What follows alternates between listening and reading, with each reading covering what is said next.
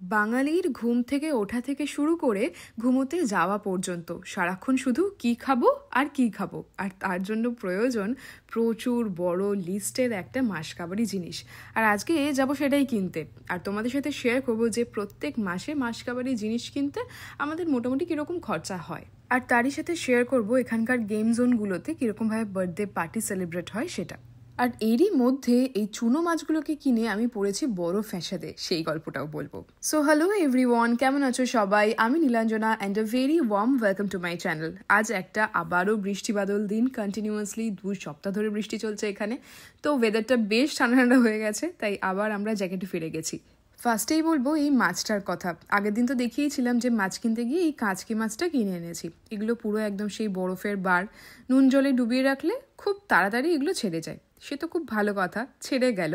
কিন্তু মাছগুলো পরিষ্কার করতে করতে আমার তো অবস্থা খারাপ। সকাল থেকে উঠে এই মাছ বাঁচতে বাঁচতে তো পুরো অবস্থা খারাপ আমার। বাবা ও আর জীবনে কোনোদিন আনবো না এই আমি ছোট মাছ।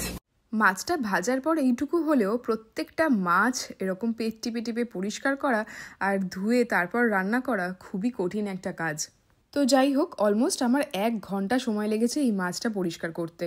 তো পুরো মাছটা ভাজা খাবো না, একটা তরকারি করব আর হাফ মাছ ভাজা খাবো।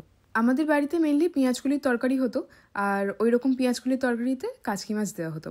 কিন্তু আমাদের এখানে পেঁয়াজকলি পাওয়া যায় না, মানে একমাত্র জিনিস যে সবজিটা ইউএসএতে পাওয়া যায় না সেটা হচ্ছে পেঁয়াজকলি। তাই আজকে আমি বরবটি, আলু, বেগুন, পেঁয়াজ দিয়ে তরকারিটা করছি, আর ওটার মধ্যেই এই কাচকি মাছটা দিয়ে দেবো অল্প করে। আহামরি কোনো রান্না নয়, কিন্তু একটু তেলটা বেশি দিলে আর নুন ঝাল মিষ্টিটা একটু ঠিকঠাকভাবে দিলেই তরকারির টেস্টটা কিন্তু অসাধারণ হয়। ভাগ্যিস আজকে একটু সকালে তাড়াতাড়ি শুরু করেছিলাম, নইলে যে মানে কখন রান্না শেষ হতো তার ঠিক ঠিকানা নেই। আজকে করছি একটু ওই আলু, বেগুন, বরবটি সব কিছুর মধ্যে ওই চুনো মাছটা দিচ্ছি, আর একটু ডালের সাথে চুনো মাছ ভাজাও খাচ্ছি। আর দেখি বাকি কী করা যায়। শুকনো শুকনো কিন্তু তেল তেলে চচ্চড়িটা কিন্তু বেশ ভালো হয়েছে খেতে। আর মাছটা, যেটা সব থেকে বড় কথা, মাছটার টেস্টটা ভীষণ ভালো। অলমোস্ট টাটকা মাছের যেরকম টেস্ট হয় সেরকমই। ডালের পাতে ভাজাও ভালো লাগছে, তরকারিতেও ভালো লেগেছে। দুপুরবেলা খাওয়া দাওয়ার পরে আমরা মাসকাবারি বাজার কিনতে বেরিয়ে পড়েছি, কিন্তু বৃষ্টি এখানে অঝোর ধারায় হয়েই চলেছে। তবে একটা খুব অবাক করা বিষয় কি জানো, এখানে কাউকে ছাতা ব্যবহার করতে দেখি না, সে যতই বৃষ্টি হোক না কেন। মেনলি জ্যাকেটে তো হুডি থাকেই, তো এরকম বৃষ্টি পড়লে সবাই হুডিটা মাথায় চাপিয়ে বেরিয়ে পড়ে। সবার মাঝখানে যখন আমি একা ছাতা নিয়ে বেরোই তখন আমারই যেন কিরকম বোকা বোকা লাগে। তাই রিসেন্টলি আমারও অভ্যাস হয়ে গেছে এরকম জ্যাকেট পরলে তার হুডিটা মাথায় চাপিয়ে নিই, আর সেরকমভাবে ছাতা নিয়ে বেরোই না। আমার আবার বৃষ্টির জল গায়ে লাগবে একদম পছন্দ নয়, বৃষ্টিতে ভিজতে একদম ভালো লাগে না। আমরা জেনারেলি এই দোকানটা থেকেই আমাদের সব মাসকাবারি জিনিস কিনে থাকি। এই দোকানটা পুরোপুরি একটা ভেজ দোকান। এখানে শাকসবজির টাটকা পাওয়া যায়, ফল, শাকসবজি, প্লাস তার সাথে সব ধরনের মাসকাবারি জিনিস পাওয়া যায়। আর একটা যেটা খুব ভালো জিনিস পাওয়া যায় সেটা হলো পুরো টাটকা টাটকা রুটি এখানে এরকম মেশিনে তৈরি হয়ে বিক্রি হয়। আজ মোটামুটি আমরা চাল, ডাল, আটা, ময়দা, সুজি যা দরকার মাসের সব তুলে নেব। এখানে তো নর্মাল যেরকম বাড়িতে খেতাম মিনিকেট চাল, সেটা পাওয়া যায় না, তো আমরা সোনা মাসুরিই খাই। আর এটা হচ্ছে লক্ষ্মীর একটা সোনা মাসুরি। এই চালটা খুব ভালো। এই চালটার 20 পাউন্ডের দাম প্রায় $26। আর আমরা এখন ভাতটাই মোটামুটি বেশি খাই, রুটিটা একটু কমই খাই। তো চালের একেবারে 2 বস্তা তুলে নিলাম। রোজ রোজ তো আর এই মাসকাবারি জিনিস কিনতে আসি না, এটা আমাদের এখন চলবে, বেশ অনেক দিনই চলবে, তাও আর কি কিনে রাখা একসাথে। এর সাথে কিনলাম রয়্যালের বাসমতি। রয়্যালের বাসমতিটা লং গ্রেন আর বেশ ভালো গন্ধ হয়, চালগুলো ভাঙে না, তাই জন্য বিরিয়ানির জন্য আমরা মোটামুটি এই রয়্যালের বাসমতিটা ইউজ করে থাকি। 5 পাউন্ডের দাম $15 মতো। এখানে সব ধরনের ডাল পাওয়া যায়, আমরা মেনলি মুসুর ডাল আর মুগের ডালটাই বেশি খেয়ে থাকি। এটা প্রায় 8 পাউন্ডের মুসুর ডালের প্যাকেট, এটার দাম প্রায় $12 না $13 মতো নিয়েছিল। মুগের ডালের দামও মোটামুটি অলমোস্ট সেমই। 8 পাউন্ড নিলে 8 পাউন্ডের দামের প্যাকেট ওই রকম $12-13 হয়ে থাকে। এরপর যেটা নেব সেটা হচ্ছে ঘি। আমাদের রান্নায় খুবই ইম্পর্ট্যান্ট, এটা একটা রোল প্লে করে। তো এখানে অনিল ঘোষের বাঘাবাড়ির যে ঘিটা সেটা সব থেকে ভালো, আর তাই দামটাও সব থেকেই ভালো। 450 গ্রামের কৌটোটার দাম $14। ছোট সাইজের ঘিগুলো নিলে $6-7 করে পড়ে, কিন্তু বেশি দিন চলে না, তো আমরা বড় সাইজটাই নিই। যে কোনো রান্নায় দিলে অ্যাটলিস্ট তাও বোঝা যায় যে ঘি পড়েছে। এবার হচ্ছে সর্ষের তেল নেব। তো সর্ষের তেলেরও দাম এখন রিসেন্টলি প্রচুর বেড়ে গেছে। অনেক সময় এই ইন্ডিয়ান স্টোরগুলোতে অফার থাকে, সেই সময় এই মাসকাবারিগুলো তোলার জন্য একদম বেস্ট, কিন্তু এখন কোনো অফার নেই, তা বলে কি আর কিনবো না সেটা তো হতে পারে না। তো আমরা এই লক্ষ্মীর মাস্টার্ড অয়েলটাই সব থেকে বেশি কিনে থাকি। 2 লিটারের দাম $13।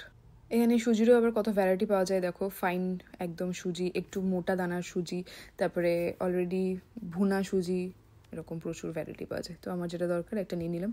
তারপর দেখছি যে এই সব এভারেস্টের মশলাগুলো রিফিল হয়েছে, বিরিয়ানি, মাটন কষার মশলা, আর একটা হচ্ছে আমাদের চাট মশলা। এই এভারেস্টের মশলাগুলোও নিয়ে নিলাম। এখানে তো পুরো দোকানটা এক একটা পার্টে ভাগ থাকে, তো ওই জায়গা থেকে আমাদের মোটামুটি যেগুলো নেওয়ার ছিল সবই নিয়ে নিয়েছি। এবার কিছু সবজি বাজার করে নেব, আর তারপর কিছু স্ন্যাক্স নেব, যেগুলো ইন্ডিয়ান স্ন্যাক্স, যেটা ওর মেনলি পছন্দ। এখানে ফুল হাত বাছাই করে সব জিনিসপত্র কেনা যেতে পারে। আমরা নিজেদের পছন্দ মতো আলু, পেঁয়াজ আর বাকি যা যা সবজি আছে সবই নিজের পছন্দ মতো নিয়ে নিই। এখন সবজির দাম এখানে খুবই বেড়েছে, তবে যদিও ইম্পোর্ট ডিউটি লাগার কথা ছিল, যেটা এখনও ইন্ডিয়ার জিনিসপত্রের ওপর লাগু হয়নি, ওটা যদি হয় তাহলে তো কতই না দাম বেড়ে যাবে সেটা ভাবতেও পারছি না আমরা। এদিকে কিনতে এসেছিলাম শুধু মাসকাবারি, টাটকা সবজি দেখে আর লোভ সামলাতে না পেরে ওগুলোও কিনে নিলাম। এ দেখো, এখানে আবার শীষওয়ালা ডাবও পাওয়া যাচ্ছে। দোকানের এই জোনটাতে মোটামুটি ইন্ডিয়ান যে কোনো চাটার পাটার জিনিস, মানে হলদিরাম, প্রভুজি বা অন্য যে কোনো ব্র্যান্ডের ওই চানাচুর, বাদাম, বাদাম চাক, এইসব আর কি পাওয়া যায়। এর সাথে ইন্ডিয়ান যে তোমার চিপসগুলো, এই দেখো যেমন আঙ্কেল চিপস, তারপরে লেজ, এগুলোও পাওয়া যায় এখানে। এই এক একটা ছোট লেজের প্যাকেটের দাম প্রায় $2-3 করে। 10 টাকার লেজ এখানে 200 টাকায় বিক্রি হচ্ছে। সব কিছুই জিনিসের ভ্যালু তার জায়গার উপরই ডিপেন্ড করে। তুমি যদি কোনো ভালো জায়গায় থাকো তাহলে তোমার মূল্য হবে, তোমাকে সবাই মূল্য দেবে। আজ তো প্রচুর জিনিস কেনা হয়েছে, তো বিলিং করতেও বেশ অনেকটা সময় লাগবে। দেখা যাক যে আজকে কত বিল হয়। এই দোকানটায় একটা লাইভ কাউন্টার আছে, ওখানে খুব ভালো সিঙ্গারা, জিলিপি পাওয়া যায়। আমরাও আজকে কিনেছি। চলো গাড়িতে বসে খাই আর তোমাদেরকে দেখাই যে বিলটা কত এসেছে। আর এই দেখো, ঝমাঝম বৃষ্টি শুরু হয়ে গেছে কিন্তু, আর এদের অবস্থা দেখো, খালি কেউ একটা ছাতা নেয় না এখানে। আজকে সব বড় বড় জিনিস কেনা হয়েছে, 3 বস্তা চাল, তারপরে ডাল, মশলা, তো এই সব কিছু মিলিয়ে আজকে প্রায় $200 কাছাকাছি বিল হয়েছে। কোন জিনিসের দাম ঠিক কতটা সেটা এই বিলটাতে পরিষ্কার বোঝা যাচ্ছে। তোমরা পজ করে দেখে নাও প্রত্যেকটাতে কার কত দাম, সেটা আর তোমাদের বললাম না আমি। আসলে আমার নিজেরও খুব ভালোভাবে মনে নেই যে কোন জিনিসটার ঠিক কতটা দাম, কারণ এতগুলো জিনিস কিনেছি, তো ওই ব্যাপারটা গুলিয়ে যায় আমার। টেক্সাসে 1 বছর থাকতে থাকতে সব কিছুর দাম একটু আধটু মুখস্থ হয়েছিল যে কোন জিনিসটার কী দাম।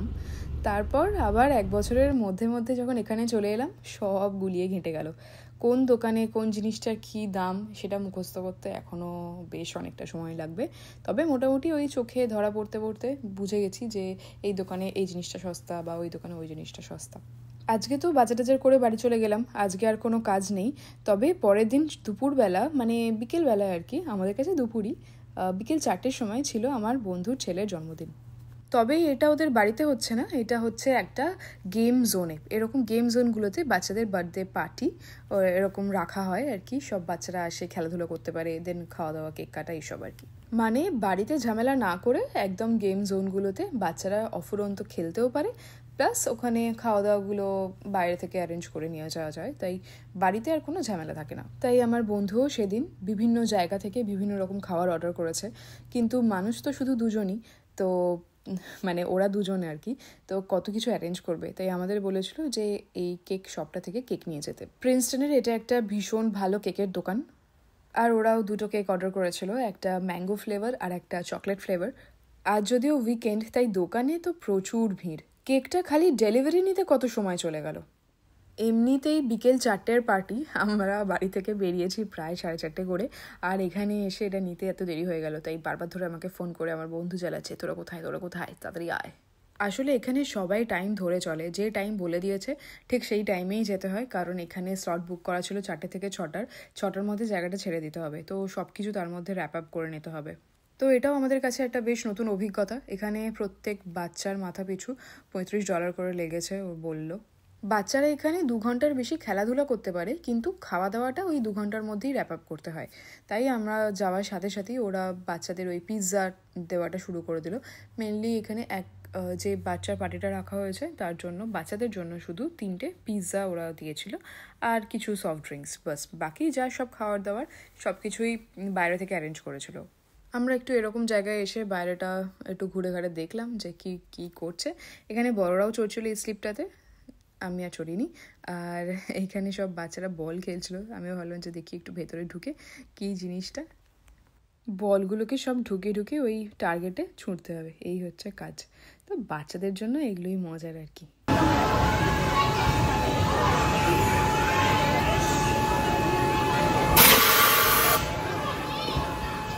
এই হচ্ছে বার্থডে কেক, যেমন দেখতে সুন্দর তেমনি খেতেও সুন্দর। ফাইনালি বার্থডে কেক কেটে বার্থডে সেলিব্রেশন কমপ্লিট হলো, সব খাওয়া দাওয়া খেলাধুলো সব হয়ে গেল। তো চলো আজকের ব্লগটা এখানেই শেষ করছি। আমার ব্লগটা কেমন লাগলো আমাকে কমেন্টে জানিও, আর এরকম আরও ব্লগ দেখার জন্য আমার চ্যানেলটা সাবস্ক্রাইব করে রেখো। তো দেখা হচ্ছে আবার একটা নতুন ব্লগে, ততক্ষণ পর্যন্ত তোমরা সবাই ভালো থেকো, টাটা।